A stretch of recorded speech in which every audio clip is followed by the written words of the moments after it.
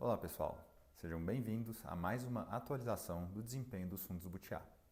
Começando pelos fundos multimercado, no mês de janeiro, o Butiá Excellence FICFIN registrou uma alta de 0,2%. O Butiá Excellence Previdência teve alta de 0,1%. Em comparação, o CDI teve um rendimento mensal de 1%. Como principais contribuições positivas, tivemos as posições aplicadas em juros pré-fixados e em crédito privado. Como principal contribuição negativa, tivemos a posição alocada em Bolsa Brasileira. Nos fundos de ações, o Butiá Fundamental FIA registrou uma queda de 5,1% e o Butiá Long Biased FICFIN teve queda de 3,9%, enquanto o Ibovespa teve uma queda de 4,8%. Na carteira de ações, Vamos foi a principal detratora de valor no mês, e a maior contribuição positiva de performance dos fundos de ações foi o grupo SBF. Janeiro foi um mês positivo para o mercado americano, mas não para o mercado local. A bolsa americana, representada pela S&P, subiu 1,7% no mês, e a curva de juros no país não sofreu grandes alterações.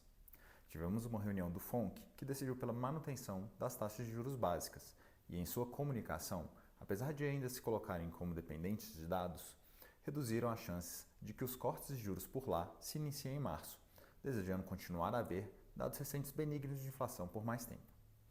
Foi iniciada também uma discussão sobre quando iniciar a diminuição da velocidade de redução do balanço do Fed. A economia americana tem apresentado dados sólidos de crescimento do emprego, o que, apesar de significar um risco para pressões inflacionárias, reduz as chances de um hard landing. Este conjunto de dados e informações nos mantém com uma visão positiva para os mercados e a economia americana.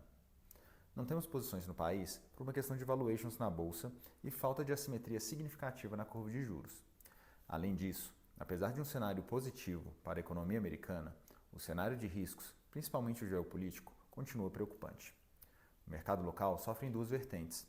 Uma pelo efeito da crise imobiliária chinesa e seu impacto nas economias ligadas a commodities, e pelo seu efeito em fluxos de investimentos para países emergentes ligados à economia chinesa, como é o caso do Brasil.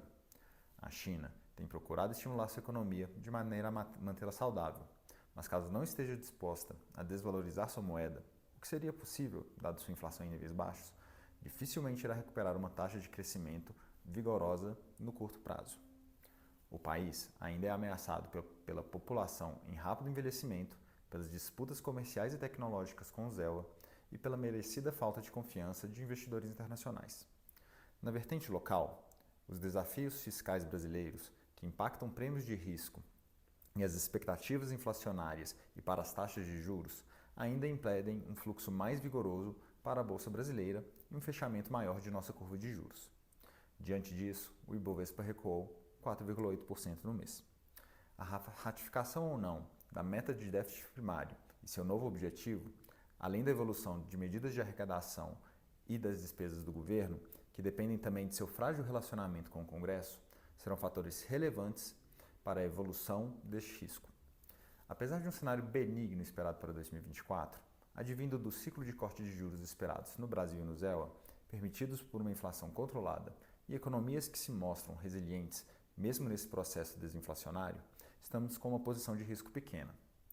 Nossa baixa alocação decorre de um cenário de riscos muito preocupante, com escaladas de tensões no Oriente Médio, que geram potencial impacto em cadeias logísticas e preços de petróleo, além de outras zonas de conflito, como Taiwan e Ucrânia. Ainda existem os riscos de que o cenário precificado de Goldilocks americanos, com queda de inflação e crescimento saudável, não se concretize, e o risco de que as eleições presidenciais americanas, que ocorrerão este ano, exerçam maior volatilidade nos mercados, a depender das políticas propostas pelos candidatos, que podem incluir medidas protecionistas que prejudiquem a economia brasileira. Como ressaltamos também, está presente o risco de que a China não consiga reaquecer sua economia e seus impactos nos mercados de commodities e em países dependentes deste, além do citado risco fiscal local. Nesse sentido, aguardamos melhores condições de preço e a redução destes riscos, ou que os efeitos de cortes nas taxas de juros locais se tornem mais perceptíveis e impactantes, ou pelo menos uma sinalização mais positiva de fluxos para que aumentemos nossas posições. Atualmente, possuímos leves posições aplicadas em juros pré-fixados na parte curta e média da curva e na parte curta da curva de juros real, acreditando em uma Selic terminal abaixo da atualmente precificada pelo mercado. Vemos uma posição na Bolsa Brasileira com assimetria levemente positiva para participar do ciclo de corte de juros, devido a preços ainda interessantes e um posicionamento leve do mercado local.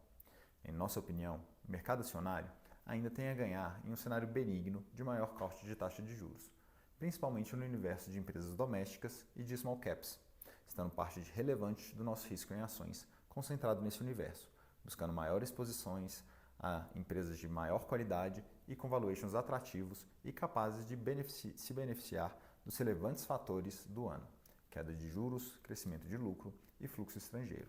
Essas foram as considerações sobre nossa visão para os fundos de renda variável da Butiá Investimentos. Para conhecer mais sobre nossa gestora e sobre nossos cenários, acesse nosso site, butiainvestimentos.com.br. Também siga a gente nas redes sociais, @butiainvest no Instagram e Butiá Investimentos no LinkedIn e Facebook. Obrigado e até mês que vem.